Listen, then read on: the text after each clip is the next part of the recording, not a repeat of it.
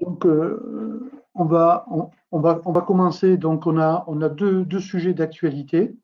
Le premier, c'est la facturation de tous les entretiens, bilan de médication. Et l'autre sujet important, c'est la mise en place de la dispensation adaptée à partir du 1er juillet, la première fois qu'on a une intervention pharmaceutique reconnue et financée par l'assurance maladie. Donc, on commence par la facturation des bilans de médication. Ces bilans, vous savez, et ces entretiens, c'est quelque chose que l'on a mis en place avec beaucoup de difficultés, tout simplement parce que l'assurance maladie ne croyait pas que nous pouvions faire des entretiens pharmaceutiques, un suivi du patient, un accompagnement du patient. Donc c'est un axe stratégique très fort, puisque vous voyez que notre métier évolue et qu'au-delà de notre acte de dispensation, ce qui est important, c'est d'être capable d'accompagner le patient, d'avoir un suivi pharmaceutique qui permet d'avoir des rémunérations complémentaires. Donc ça a été chaotique avec les AVK, mais les AVK, la première année, 14 000 pharmaciens sur les 21 500 avaient commencé à faire des entretiens avec des AVK. Ensuite, on a eu l'asthme, qui n'a pas très bien marché, les AOD, les anticoagulants directs. Maintenant, les bilans de médication partagés et très bientôt, les anticancéreux oraux. Donc, une population fragile qui nécessite bien évidemment un suivi, un accompagnement, et il compte bien sûr sur les pharmaciens pour les aider, pour prendre en charge cette pathologie et ces moments qui sont extrêmement difficiles. Donc, c'est un élément important. Par contre, voilà, il fallait sortir de ce paiement à la ROSP, qui était totalement inadapté. Alors, pourquoi au départ on s'est retrouvé engagé dans une ROSP? Parce que c'était le seul moyen qui existait et qui était un copier-coller de la convention médicale qui avait mis en place des ROSP. Et donc, on s'était greffé sur ce mode de rémunération qui n'est pas du tout adapté. Donc, il a fallu changer la loi pour pouvoir être payé comme un acte pharmaceutique et en tiers payant à travers une facture de soins électronique comme nous le faisons aujourd'hui pour nos actes classiques de dispensation. Et nous allons pouvoir le faire pour nos actes de prestation d'accompagnement des patients. Alors bien sûr, la stratégie des accompagnements de patients, c'est bien évidemment un parcours de soins. Et dans ce parcours de soins, il y a plusieurs étapes. Et c'est une fois que vous avez fait toutes les étapes que vous êtes payé. Et c'est comme ça d'ailleurs que les médecins sont payés. Quand ils accompagnent leurs patients au cours de l'année, ils sont payés par une ROSP à la fin, quand ils ont accompli l'ensemble du parcours de soins du patient, dont nous, on est sur la même stratégie, sauf qu'on n'est pas en ROSP, on sera en FSE. Donc, on va être payé plus rapidement. Donc, une fois que vous avez fini votre parcours, eh bien, vous allez pouvoir le facturer immédiatement et être payé. Ça permettra de vérifier s'il y a un incident de paiement. Et là, on pourra le savoir pour quel patient il y a un incident de paiement, alors qu'avant, quand on était payé en ROSP, si vous payez que 70% des entretiens, on ne savait même pas quels étaient les patients qui étaient contestés. Donc, c'était absolument impossible et ça a découragé, bien évidemment, beaucoup de pharmaciens. Et j'insiste beaucoup, il faut vraiment relancer ces entretiens et les bilans de médication et bien sûr les anticancéreux qui vont arriver parce que ça correspond à une stratégie, à une mise en place d'une coordination où on confie aux pharmaciens le suivi des patients. C'est un élément rémunérateur complémentaire et pas à la place de la rémunération actuelle. On va chercher de la croissance sur des actes qui sont utiles pour les patients. Donc, c'est absolument stratégique ce qu'on est en train de mettre en place. Et puis, si demain on veut faire le diabète, le risque cardiovasculaire, eh bien, il faut réussir ces premiers bilans qui sont mis à notre disposition. Donc, je rappelle le montant de ces entretiens, parce que les montants ne sont pas négligeables. Quand on fait un entretien AOD AVK ou asthme, c'est 50 € sur la première année pour le parcours, 52,50 € pour les DOM. Et ce n'est pas un one-shot, c'est-à-dire sur le suivi de ce même patient l'année suivante, pour suivre l'observance et vérifier que le patient est stabilisé, eh bien, c'est 30 € ou 31,50 € pour les DOM.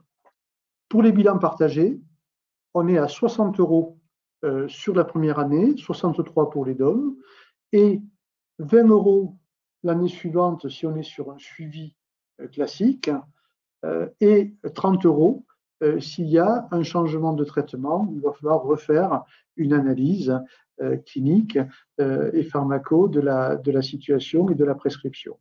Donc vous voyez que ce n'est pas négligeable. 100 patients en bilan de médication, ça fait 6 000 €. Voilà, donc c'est un facteur de croissance qui est extrêmement important et puis qui intéresse les jeunes, notamment nos étudiants de 6e année, les jeunes qui sortent de la fac, les jeunes adjoints, qui ont envie de faire de la pharmacie clinique. Et ce sont des éléments permettant de leur confier un certain nombre de missions pour rendre ce métier encore plus attractif que ce qu'il est aujourd'hui. La séquence, un rappel sur les séquences. Donc, pour les entretiens classiques AOD, AVK et asthme, c'est un premier entretien d'évaluation et puis ensuite 2 entretiens thématiques. Alors, c'est quoi un entretien thématique? L'exemple le plus simple, c'est de dire, voilà, vous n'avez pas compris l'utilité du traitement de fond, ça fait un entretien thématique, plutôt que d'utiliser la ventoline. Il n'arrive pas à se servir de son dispositif médical, il va falloir faire une séance d'apprentissage pour bien utiliser le dispositif médical, c'est un entretien thématique. Donc 2 entretiens thématiques, en plus de l'entretien d'évaluation la première année, et ensuite les années suivantes, ces 2 entretiens thématiques avec l'observance.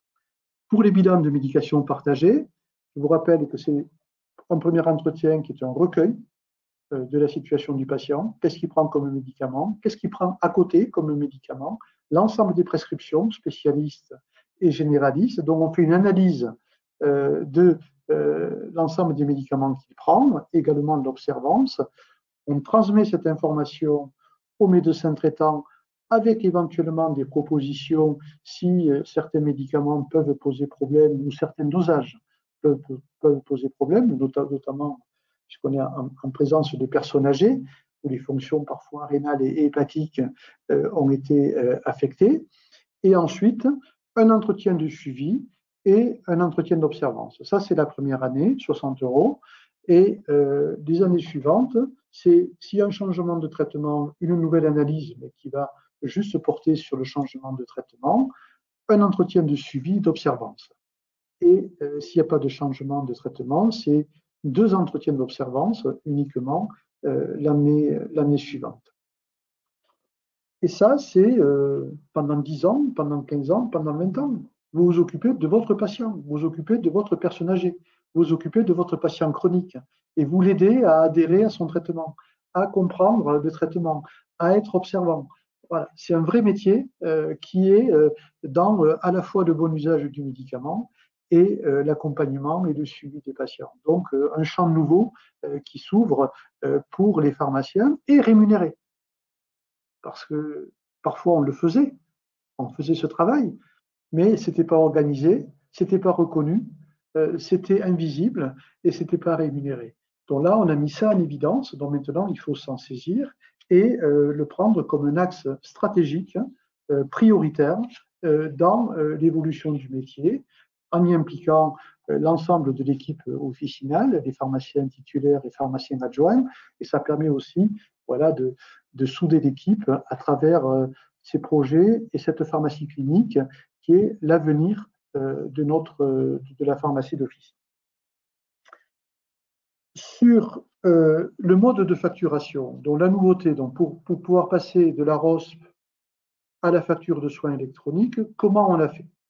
Donc, premièrement, quand vous faites adhérer un patient, vous avez un premier acte qui va être facturé, qui est l'acte d'adhésion du patient. Il est codifié TAC, c'est un code traceur, hein, il est à 1 centime, bien évidemment, ça n'a pas de valeur, mais ça permet de dire à telle date, j'ai rentré un patient en AOD, en AVK, c'est le même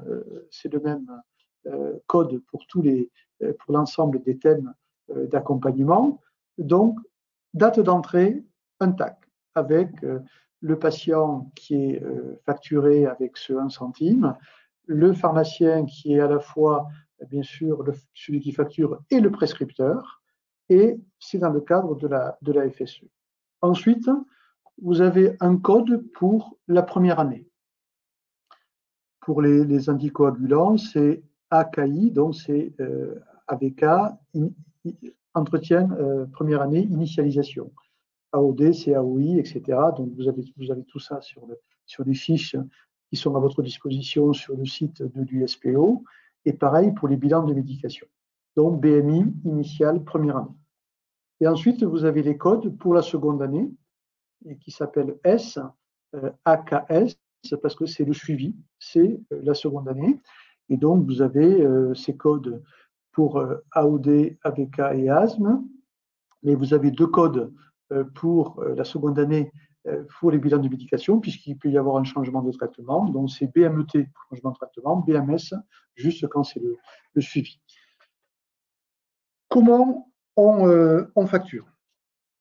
Donc, bien sûr, ces codes sont rentrés dans votre informatique, dans vos logiciels. L'ensemble des logiciels ont reçu cette codification, l'ont enregistré. Et quand vous tapez ce code, il sort avec le bon paramètre, le bon montant et remboursé à 100% avec une TVA qui est à 0.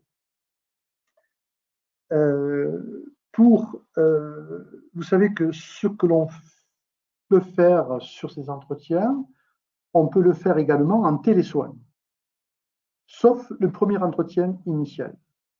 Donc, nous avons obtenu que quand on a un patient qui est asthmatique, on fait un premier entretien à la pharmacie et les autres entretiens, on pourra le faire à distance entre le pharmacien et le patient qui reste chez lui. Et donc, tous les autres entretiens pourront être de suivi, pourront se faire dans ces conditions. Nous avons également obtenu de pouvoir faire des bilans de médication partagée pour les patients résidant en EHPAD. C'était absolument indispensable, puisqu'on sait que là, on a des personnes qui sont très âgées, qui sont polymédiquées, et où, bien sûr, les bilans de médication partagée sont parfaitement pertinents. La compétence du pharmacien et l'expression de son expérience clinique est absolument indispensable. Donc maintenant, vous pouvez les faire. Bien sûr, le recueil de l'information se fera auprès de l'équipe soignante, parce que bien sûr, les patients ne sont pas toujours en état de vous donner toutes les informations, contrairement aux patients qui viennent à votre officine. Et vous allez restituer votre analyse pharmacologique à votre médecin traitant, au médecin traitant du patient, pardon, et également au médecin coordonnateur, à l'équipe de soins. Et s'il y a des changements et un suivi, et ça permettra de travailler avec l'équipe de soins. L'observance, bien souvent, les pharmaciens font les semainiers pour les EHPAD, donc ils ont parfaitement l'observance des traitements, mais ils peuvent vérifier avec l'équipe soignante ce que le patient ne prend plus, ou ce qu'il prend moins, ou ce qu'il prend avec difficulté, tous les problèmes de déglutition que l'on peut rencontrer, bien évidemment, sur les formes pharmaceutiques. Donc là aussi, c'est à peu près 600 000 patients qui sont en EHPAD. Les pharmacies s'occupent de ces patients. Et donc là aussi, on a élargi le champ d'intervention du pharmacien à travers les EHPAD. Pour la séquence de facturation, donc quand vous avez fini votre entretien, votre parcours, la première année, eh bien, vous pouvez facturer immédiatement en présence du patient, en faisant une feuille de soins électronique, puisque c'est le dernier entretien, vous allez pouvoir facturer de suite votre acte de AVK initial ou AOD initial, etc. Alors, ça vient d'évoluer. Contrairement à ce que vous avez dit dans la première circulaire, nous avons obtenu de facturer à la fin du parcours la première année. Pour pouvoir faire un suivi la seconde année, il est nécessaire d'avoir 12 mois d'écart. C'est-à-dire on ne peut pas facturer dans la même année un entretien initial et un entretien de suivi. Il faut avoir 12 mois d'écart. Et ce qui a été également obtenu, c'est de ne plus le faire en année civile. Vous démarrez un entretien au mois de juin, vous l'avez fini en juin de l'année précédente, eh bien, il n'y a pas de problème. Après, vous pouvez continuer et le refaire. Donc, ce n'est plus en année civile, mais c'est en année glissante. Donc, quand vous avez enregistré votre code d'adhésion et que vous avez facturé, vous savez que l'année suivante, vous pourrez redémarrer avec 12 mois de décalage. Donc, là aussi, de la souplesse plutôt que de tout facturer comme c'était fait au tout début, à la fin de l'année, ce qui n'avait encore pas de sens. Le cas particulier des patients qui sont décédés, ce qui peut arriver sur un entretien, et donc vous ne pouvez pas finir l'intégralité de votre parcours, ce n'est pas pour autant que vous allez être pénalisé. Donc, sur la première année, sur les ABK AOD, vous allez pouvoir, si vous avez fait au moins 2 entretiens, vous allez pouvoir facturer votre patient, même si malheureusement il est décédé. Et dans le cas du bilan de médication partagée, une fois que vous avez transmis les informations au médecin, et si malheureusement le patient décède, vous allez pouvoir facturer votre bilan de médication. Et pour les années suivantes, eh bien, si vous avez fait au moins un entretien, eh bien, si le patient décède, vous pouvez malgré tout facturer l'intégralité de votre suivi du patient. Reste le cas particulier du rattrapage du retard, donc de ce qui a été fait en 2019 et ce qui a été commencé en 2020. On vous avait donné comme consigne de ne surtout rien enregistrer sur Amédi Pro, que ça ne servait à rien et qu'il ne fallait pas faire de double enregistrement. Donc, si vous l'avez enregistré, ce n'est pas grave, mais vous allez pouvoir maintenant régulariser d'un coup tous les bilans que vous avez fait ou tous les entretiens que vous avez fait en 2019. Alors, comment il faut faire? Eh bien, vous allez enregistrer pour ce patient le code adhésion à la date où vous avez commencé l'entretien. Donc, si c'est janvier 2019, vous enregistrez janvier 2019. Et ensuite, vous allez facturer le code accompagnement de la première année à la date où vous avez terminé le parcours de l'entretien. Donc, si vous avez fait 1er janvier 2019 et que vous avez fini en septembre 2019, eh bien, vous enregistrez TAC au 1er janvier et AOD, si c'est AOD, au 30 septembre 2019 et vous êtes payé dans la foulée. Ça, c'est un entretien initial, donc la première année. Si c'était un entretien de suivi, parce que vous aviez déjà fait des entretiens en 2018 et en 2017, donc là, il n'est pas nécessaire d'enregistrer le code adhésion, le TAC, ça ne sert à rien. Vous allez simplement enregistrer à la date du dernier entretien qui finit le parcours de suivi, le bilan de médication ou l'entretien à la date exacte en 2019. Si vous êtes sur des entretiens que vous avez commencés en 2020, vous allez maintenant, dès à présent, enrichir avec la date d'adhésion à laquelle vous avez démarré. Et puis, vous facturerez en 2020 quand vous aurez fini le parcours du patient. Voilà. Donc tout ça, vous le retrouvez sur le site de l'USPO. Et si vous avez des questions ou des points particuliers, parce qu'il y a toujours des cas particuliers, n'hésitez pas à nous solliciter par mail. et nous vous répondrons. Et s'il y a des difficultés de paiement, il ne faut pas hésiter à nous les remonter immédiatement. J'ai fini sur cette première partie. Bénédicte, est-ce qu'il y a des questions qui sont arrivées sur les bilans de médication Oui. et les entretiens? Alors, une question sur les codes. Est-ce que les codes dont vous avez parlé, AVKI, enfin, AKI, etc., sont déjà disponibles sur les LGO? Oui, les LGO ont reçu le cahier des charges il y a plus de 2 mois maintenant, et donc ils savaient que ce serait opérationnel à partir du 1er juillet. Donc, s'ils ne l'ont pas fait, s'ils ne sont pas disponibles, eh bien, je vous invite à leur dire ce que vous en pensez, parce que ça vous fait perdre de l'argent. Et ensuite, peut-être qu'ils n'ont pas fait juste l'explication.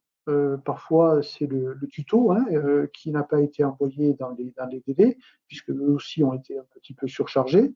Et donc, il faut demander comment vous pouvez facturer des bilans et à eux de dire où c'est qu'ils ont mis en place et comment on accède à ces codes. Ok. Est-ce que les facturations apparaissent sur les décomptes de la Sécu des patients? Oui, bien sûr, bien sûr. Tout ce que l'on fait est transparent. Là aussi, c'est un gage voilà, de sécurité. Et bien évidemment, sur les décomptes des assurés vont apparaître les entretiens réalisés, puisque tout ça, de toute manière, ne peut se faire qu'avec l'accord du patient, bien évidemment. Pour la facturation des entretiens ou des BPM 2019, il n'y a pas de délai pour le règlement. Comment gérer le code TAC?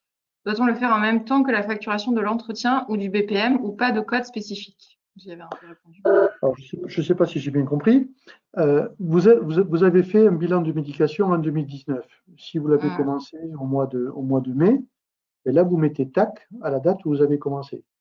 Vous avez fini au mois de novembre ou au mois de décembre les différentes étapes. Vous facturez votre bilan de médication initial au mois de décembre quand vous avez fini à la date. Alors, vous le facturez maintenant, mais avec la date du mois de décembre. Et vous allez être payé de suite en 5 jours. Et pardon, juste quand on fait ce rattrapage de 2019, pardon, il n'est pas nécessaire de faire signer le CERFA par le patient, puisqu'on est sur une phase de rattrapage. Donc, il n'y a pas de signature. Par contre, bien évidemment, vous devez garder tous les documents qui vous ont été utiles pour faire ces entretiens. Parce qu'en cas de contrôle, si l'assurance maladie veut savoir s'il y a eu, si le travail a été effectif, eh bien, vous avez rempli le document qui est disponible sur Amedipro pour faire le suivi de l'entretien. Pour ça, je vous invite bien sûr à faire attention et à bien les garder. Peut-on faire plusieurs entretiens le même jour, par exemple pour les AVK? Je pense que peut-être la question c'est peut-on facturer plusieurs entretiens le même jour? Enfin, les Alors, deux. si ce n'est pas pour le même patient, oui, il n'y a pas de problème. Donc, si vous faites le rattrapage et que vous décidez de faire ça un jour de pluie où il n'y a personne, il n'y a pas de problème. Ce qu'il faut savoir aussi, c'est qu'un patient qui a accès au bilan de médication, il peut aussi avoir accès à un entretien AOD. Donc, les deux thèmes peuvent se cumuler. Bilan de médication AOD, ce n'est pas incompatible. Donc, l'un n'exclut pas l'autre. Là, vous pouvez avoir le même rythme de facturation. Nous avons fait 8 bilans en 2019. Doit-on les refacturer ou attendre le paiement par la CPAM? À mon avis, 2019 n'a pas été payé. Donc, vous faites la saisie, vous refaites la saisie et vous facturez là maintenant avec des dates de 2019, hein, parce que si ce patient, vous continuez à le suivre, il faut bien enregistrer la date de 2019 pour pouvoir faire un suivi en 2020. Donc, vous facturez. Je n'ai pas compris quels entretiens étaient faisables en EHPAD. AVK, AS? Non, ce sont que les bilans de médication partagés qui sont réalisés en EHPAD. Et ça n'a pas été facile, hein, parce qu'il a fallu faire forcer la main de l'assurance maladie en fin d'année dernière. quand on a signé l'avenant 19 et l'avenant 20, hein, on a mis ça en place. Et d'ailleurs, il a fallu exprimer ça comme une expérimentation de 2 ans. Mais nous, ce que l'on sait, c'est que les 600 000 patients qui sont en EHPAD, et le Covid nous a montré que ces patients étaient particulièrement exposés, méritent un suivi pharmaceutique et un bilan de médication. Et ce n'est pas parce qu'ils sont en institution, ils ont parfois du mal à exprimer leur traitement parce que ce n'est pas eux qui le gèrent, c'est plutôt, bien sûr, des infirmières de l'établissement qui doivent être exclus d'une analyse pharmaceutique et de conseils que peut apporter le pharmacien à la stratégie de prise en charge et de prescription de ces patients. Comment savoir quels entretiens ont déjà été payés en 2019 et lesquels sont à facturer? Je ne sais pas si des entretiens ont été payés en 2019. Je ne sais pas. Donc, si vous avez bien sûr pas été payé, alors ne facturez pas 2 fois, hein, s'il vous plaît. Mais si vous n'avez pas été payé, et là vous avez pu demander à l'assurance maladie quels étaient les patients qui n'étaient pas payés, ce n'était pas toujours facile pour obtenir ce renseignement. Et si vous n'avez pas été fait payer, vous pouvez facturer. Et je crois qu'il y a eu très peu de paiements en 2019, parce que 2019, c'était les paiements des bilans de 2018. Donc, ce qui en 2019 n'a pas été payé. Pour 2019, est-ce qu'on peut mettre pour un même patient sur un même dossier le code d'adhésion et le code acte de la mission faite sur la même facture et transmettre en une seule fois? Non. Vous faites, alors, d'abord, quand on facture les entretiens ou les bilans, il n'y a que ça sur la facture. On ne peut pas le facturer avec des médicaments, etc. Donc, le TAC, c'est un acte d'adhésion, et ensuite, vous facturez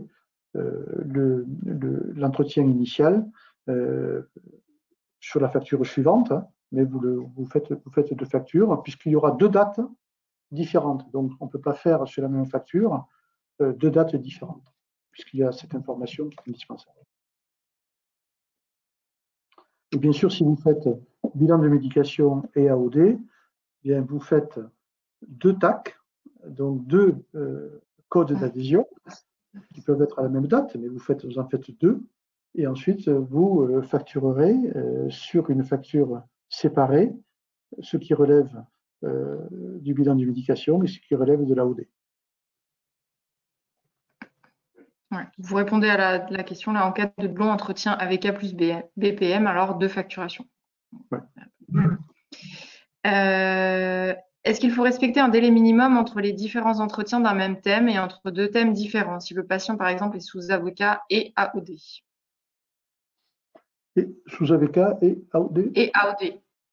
Oui, en général, ils ne sont pas sur les 2 en même temps, mais oui, il faut, bien sûr, quand on fait un suivi du patient, on ne peut pas tout faire le même jour. Hein. On ne peut pas faire l'analyse pharmaco, le retour au médecin avec des propositions, et après dire dans la foulée, je fais le suivi de l'observance du patient. Pour ça, il faut respecter un certain délai, mais il n'est pas dit que ce délai doit être 12 mois.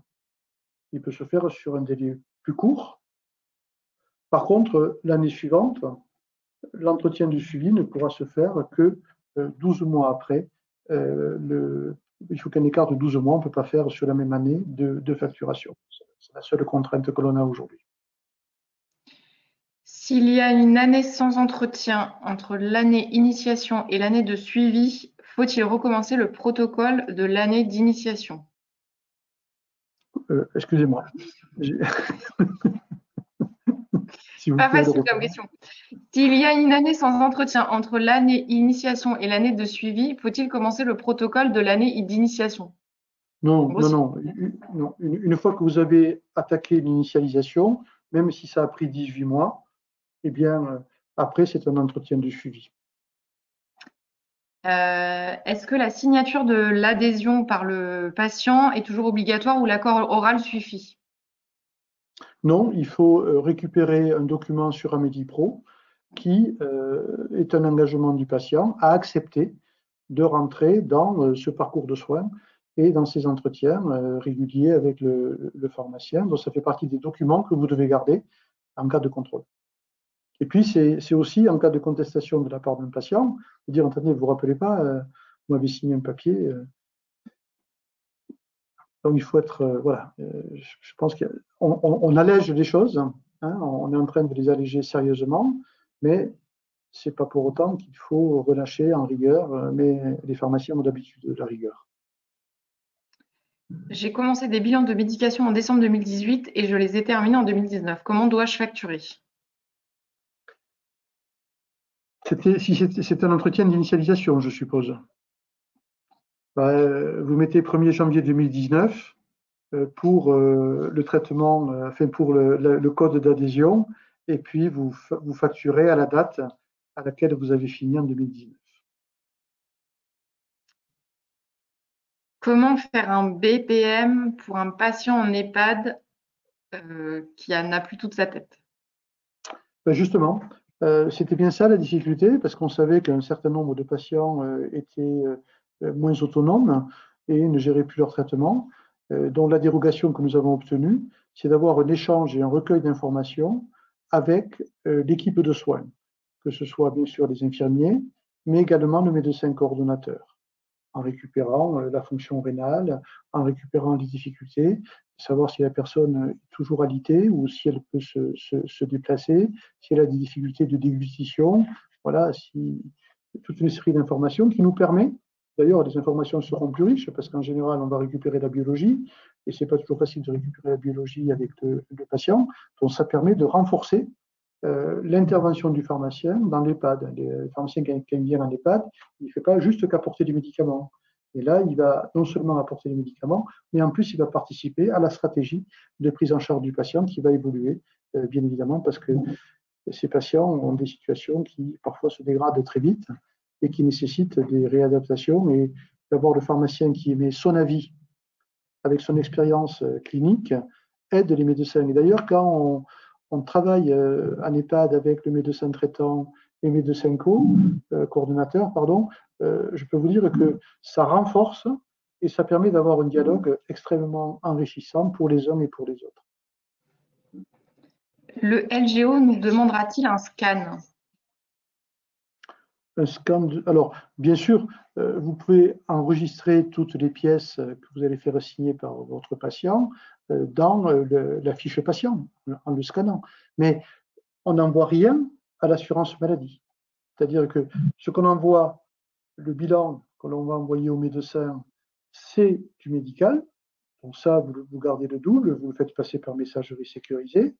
Bien sûr, vous pouvez l'enregistrer dans le fiche patient, comme ça vous avez plus facilement la possibilité de retrouver des pièces, mais il n'y a pas d'obligation à envoyer à l'assurance maladie, sauf la dernière, si vous facturez en sécurisé, bon, c'est une FSE, la carte vitale, vos signatures du patient. Si vous facturez en dégradé, il faudra faire un CERFA avec la signature du patient, sachant que pour les EHPAD, bien sûr, la signature n'existe pas. Pour les entretiens pharmaceutiques, il faut bien faire au moins 2 entretiens par an. Deux accompagnements, oui, 2 entretiens. Pour les, alors oui, pour les entretiens. Alors, je vais le reprendre. La séquence pour la première année, pour les entretiens AOD, AVK et asthme, c'est un premier entretien d'évaluation et puis 2 entretiens thématiques. Et la seconde année, c'est que 2 entretiens thématiques qui peuvent être un suivi d'observance. Ayant changé de finesse en 2020, puis-je continuer les bilans commencés en 2018? Oui, vous ressaisissez, il faut tout ressaisir. Voilà, et vous repartez. S'ils n'ont pas été payés sur l'ancienne finesse, vous êtes légitime à vous le faire repayer sur le nouveau finesse. Donc vous redémarrez les saisies, voilà, en mettant 1er janvier 2019, pour pas faire de difficultés. Puis voilà, le tout, c'est que le boulot soit fait. Du moment que le boulot est fait, il n'y a pas de souci, même si ça a pris 18 mois. Vous avez indiqué qu'on n'était pas obligé d'attendre 1 an avant de facturer le code de la première année, mais quelqu'un demande le délai minimum entre la facturation de l'adhésion et la facturation du suivi. Est-ce qu'il y a un délai minimum? Ça n'a pas été fixé en délai minimum, mais si vous facturez le lendemain, ça veut dire que vous n'avez pas fait le boulot. Parce que vous ne pouvez pas faire à la fois l'entretien de recueil, l'analyse pharmaco, le suivi du patient et l'observance. Bon, voilà. Donc après, et puis, comme on le fait en physique avec le patient, c'est important d'avoir un suivi sur l'année. C'est ça qui est important. Et le patient, il va pas, lui, vous n'allez pas lui faire un entretien marathon sur un seul jour, ça n'a pas de sens, quoi. Donc, il n'y a pas de limite minimum. Il n'y a pas non plus de limite maximum, puisqu'on peut dépasser 1 an, mais bon, c'est bien sûr déconseillé. Mais voilà, à vous de gérer votre calendrier. Et d'ailleurs, je pense que nos éditeurs de logiciels ne nous aident pas dans cette affaire, parce qu'ils pourraient nous aider à tenir un calendrier, un cadencier, pour pouvoir réactiver et être à jour de nos rendez-vous, pour pouvoir solliciter des patients. Je pense qu'il y a un effort à faire de la part des éditeurs de logiciels pour nous aider à gérer les entretiens pharmaceutiques.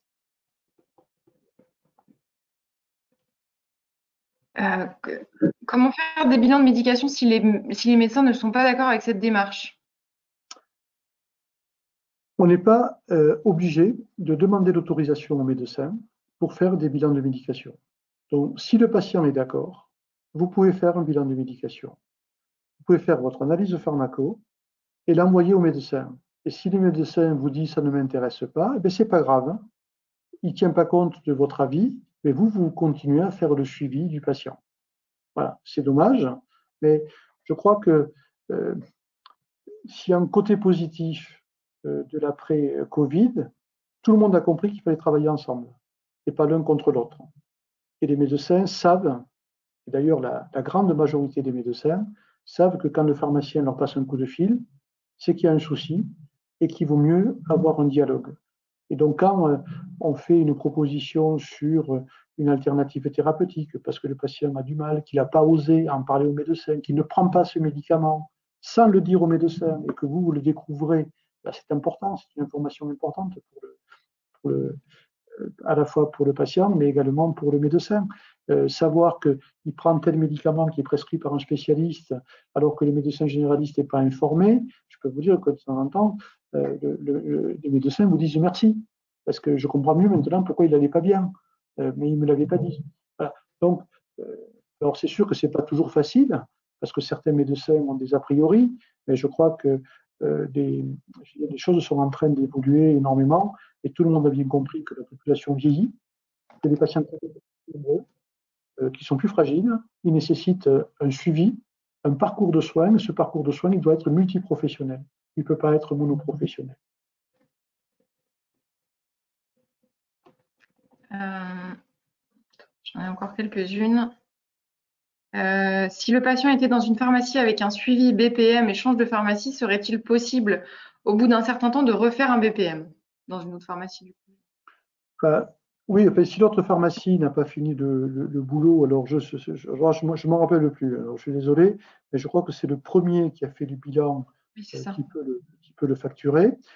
Après, bien sûr, si le patient a changé de pharmacie, vous allez pouvoir faire un bilan de suivi ou de changement de traitement si le patient a changé de traitement. Voilà. Donc ça, il faut lui demander quand est-ce qu'il l'a fait et vous pouvez bien sûr accompagner ce patient. Pour revenir sur les relations avec les médecins, j'ai encore une personne qui me dit de nombreux médecins ne répondent pas à l'analyse réalisée lors du BPM. Pour ma part, aucun n'a daigné répondre. Que faire? Oui, ben ça arrive. Hein. D'autres ont des réponses plutôt positives. Hein. Voilà, il faut habituer les médecins à avoir ce genre de relation, cet échange. C'est ce que font nos confrères hospitaliers. Les confrères hospitaliers font de la conciliation médicamenteuse, notamment en gériatrie. Et je peux vous dire que les médecins spécialistes de gériatrie apprécient le travail des pharmaciens hospitaliers. Au début, c'était la même réaction. De quoi tu te mêles? Et après, c'est heureusement que tu es là parce que tu me files un sacré coup de main et tu me fais gagner du temps et tu me sécurises. Voilà. Donc, il faut le faire progressivement et vous verrez que Et nous, on a des exemples, au contraire, de médecins qui ont remercié des pharmaciens en disant heureusement que tu me l'as dit, ça, je n'avais pas vu, merci de cet échange. Ok, voilà. Parce que, vous savez, les bilans de médication, c'est parfois tout va bien. C'est rémunéré 60 euros. Et vous avez fait le boulot, il n'y a pas de problème, le patient est stabilisé, et il n'y a pas de difficulté pour l'instant. Eh bien, voilà, vous avez fait votre travail et vous pouvez envoyer au médecin. J'ai fait un bilan de médication, j'ai vu l'ensemble du traitement. Eh bien, voilà, le patient va bien, voilà, c'est tout. Et donc, voilà, mais sauf que vous l'avez surveillé, vous avez échangé avec le patient, vous voyez qu'il a compris son traitement, qu'il y adhère, donc tout va bien. Il n'y a pas que chaque fois des interactions médicamenteuses qui peuvent créer éventuellement des tensions. Heureusement d'ailleurs. Les entretiens observances peuvent-ils se faire au comptoir? Non, non, non, non. On n'est pas dans une situation. Quand on est sur un entretien, on le fait dans un espace de confidentialité. Voilà, ça permet d'échanger, d'être en confidentialité avec le patient parce qu'il va pouvoir exprimer des choses qu'il a peut-être jamais exprimées, même si on sait qu'à la pharmacie, il nous parle beaucoup et il nous confie beaucoup de choses. Mais bien évidemment, tout ça ne peut se faire que dans un espace de confidentialité. Et pour anticiper éventuellement une autre question, ce ne sont que les pharmaciens d'officine qui peuvent le faire. Les préparateurs ne peuvent pas faire de bilan de médication. Par contre, ils peuvent inciter des patients en disant, oh là là, vous avez beaucoup de médicaments, est-ce que ça ne vous intéresserait pas de faire un bilan et de voir avec le pharmacien et d'en parler avec lui, parce que là, on sent que vous avez du mal un petit peu à gérer votre traitement. Voilà, ils peuvent jouer bien sûr ce rôle, mais après, c'est un travail d'analyse pharmaco fait par un pharmacien d'officine diplômé. Même si parfois les sixièmes années nous aident, parce que ça fait partie de leur stage, et c'est très bien. Et pour rebondir là-dessus, est-ce que les pharmaciens qui font des remplacements, qui ne font que des remplacements, peuvent faire des bilans de médication en EHPAD et facturer les honoraires, ou est-ce qu'on est dépendant d'une officine? On est absolument dépendant d'une officine. Je sais que certains essaient en gros, de piller, je le dis clairement, de piller la convention pharmaceutique qu'on est en train de construire.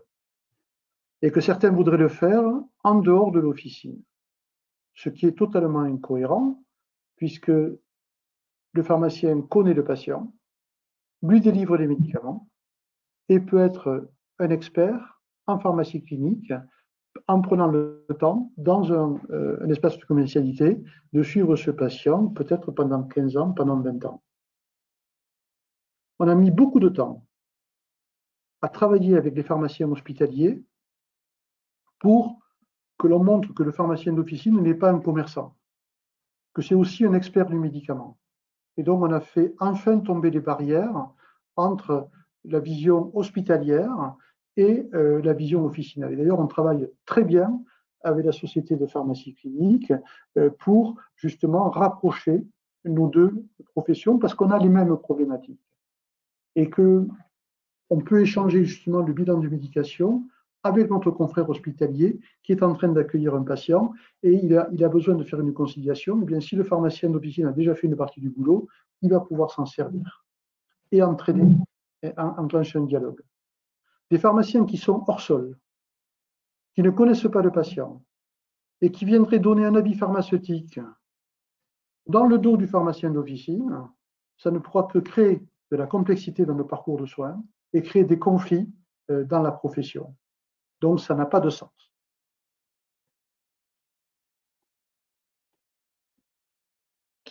Alors, en EHPAD, qui signe l'accord de démarrage d'un bilan de médication? Il faut qu'on le fasse avec l'établissement pour voir, et l'établissement doit pouvoir recueillir l'accord du patient ou de la famille.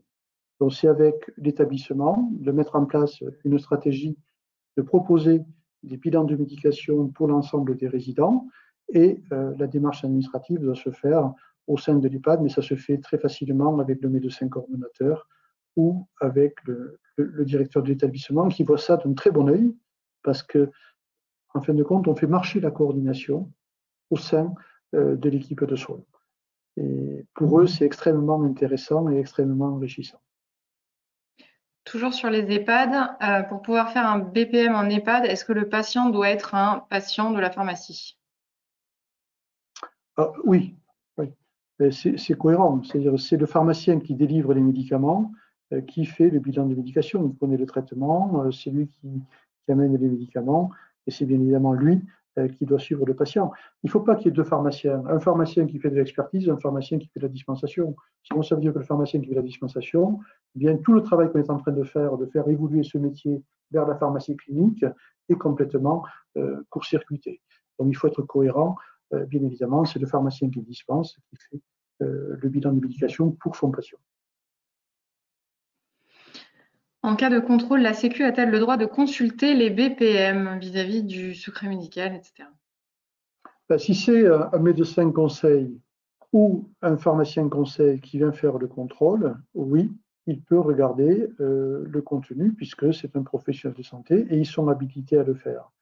Si c'est un administratif qui vient vérifier si les bilans sont faits, eh bien, vous allez pouvoir montrer l'adhésion du patient, montrer que vous avez rempli le document du premier entretien, du second entretien. Après, il n'a pas regardé le contenu, il voit si les documents sont disponibles comme c'est prévu et ont été conservés. Comment se passe un bilan de médication en EHPAD si nous faisons une analyse pharmaceutique suite à une préparation de traitement, mais que nous ne pouvons pas rencontrer le patient? N'est-ce pas gênant de facturer l'entretien d'initiation? Non, non, c'est pas gênant puisque c'est l'accord qu'on a obtenu avec l'assurance maladie. On sait très bien que les patients en EHPAD, ils ne gèrent pas leur traitement. Leur traitement est géré par l'équipe de soins, apporté ensemaigné auprès du patient, et le patient sait rarement exactement les médicaments qu'il prend, puisque tout est encadré, géré au sein de l'organisation de l'établissement. Donc c'est avec l'équipe de soins que l'on travaille. Bien sûr, s'il peut y avoir un dialogue avec le patient parce qu'il est valide, parce qu'il n'a pas de problème, parce qu'au contraire, il est plus autonome et qu'il faut maintenir son autonomie, mais c'est tant mieux, vous pouvez dialoguer avec le patient et donc l'équipe de soins pourra éventuellement vous le proposer. Mais voilà, la dérogation que l'on obtient, c'est on travaille et on recueille toutes les informations auprès de l'équipe de soins, donc l'ensemble des soignants avec le médecin coordonnateur. Peut-on voir les entretiens sur le DP?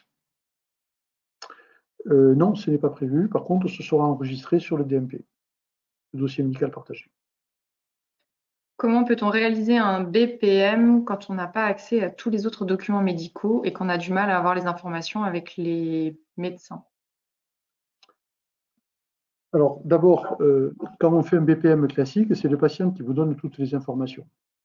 Et donc, vous pouvez lui demander ses résultats d'analyse biologique pour je dirais, renforcer, bien sûr, toutes les informations pour faire votre travail.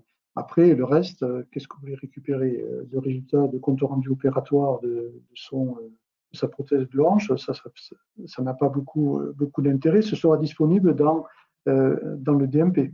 Et donc, vous pourrez avoir des informations avec l'accord du patient dans le DMP.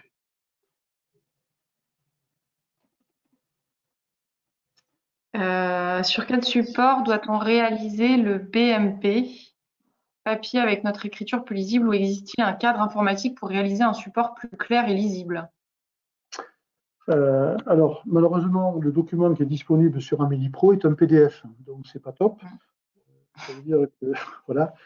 Après, certains éditeurs de logiciels ont mis à disposition un facsimilé du document Amélie Pro et vous allez pouvoir le remplir éventuellement voilà, avec du Word. À vous de voir si vous pouvez le récupérer sur un format Word avec votre éditeur de logiciel. Par contre, une remarque de l'assurance maladie qui a été assez, je dirais, rude, c'est de nous rappeler que le document qui doit être utilisé est celui qui est sur Amélie Pro. Et que tous ceux qui proposent des documents différents, plus élaborés, moins élaborés, n'ont pas lieu d'être. Donc ça a été, on siffle la fin de la partie de tous ceux qui ont essayé de faire un copier-coller des bilans entretien en mettant chacun sa petite touche. Ça, on siffle la fin de la partie. Le document de référence, c'est celui de l'assurance maladie, point barre. J'ai encore 3 questions. Peut-on faire les bilans de médication dans un FAM? FAM? Désolé, mais si vous pouvez expliciter, ce serait bien. Foyer, je ne sais pas, d'adultes. Foyer adulte, oui, bien sûr, bien sûr. Ils sont à domicile, si mes souvenirs sont bons. Donc, ils sont en foyer, oui, vous pouvez, voilà, là avec l'accord du patient et éventuellement de l'équipe soignante, mais on n'est pas dans le cadre de l'EHPAD. Donc là, il faut recueillir auprès du patient les informations, ce qui n'est pas toujours simple. Est-il envisagé de pouvoir scanner l'analyse pharmaceutique dans le DMP pour que les hospitaliers ou le généraliste y aient accès? Alors, je ne sais pas comment on va enrichir le DMP de l'ensemble de ces documents, ce n'est pas encore opérationnel, et donc on vous répondra plus tard. Désolé. Et la dernière pour Non, l'instant, je pense que dans le DMP, on va acter que l'on a fait le job. Je ne suis pas sûr qu'il y ait encore le contenu disponible. donc la dernière pour l'instant, sur ma commune, les patients de l'EHPAD sont fournis par une pharmacie à plus de 10 km et qui ne fait pas de BPM. Que dois-je faire si l'EHPAD me sollicite pour faire des BPM? Compliqué. Parce que c'est à la fois contradictoire avec ce que je vous ai dit il y a 10 minutes, mais ça fait râler, parce que si le pharmacien s'occupe d'une EHPAD, il doit s'occuper de l'intégralité des patients et pas juste fournir les médicaments. Donc voilà, les BPM font partie maintenant du travail que l'on doit faire et rendre aux personnes âgées qui sont en EHPAD. Et donc c'est d'ailleurs un élément qui renforce la proximité pour pas avoir, je dirais, des personnes qui sont à 300 km et qui fournissent une EHPAD juste en faisant de la livraison. Je crois que ce n'est pas un bon service que l'on rend à la prise en charge de ces patients.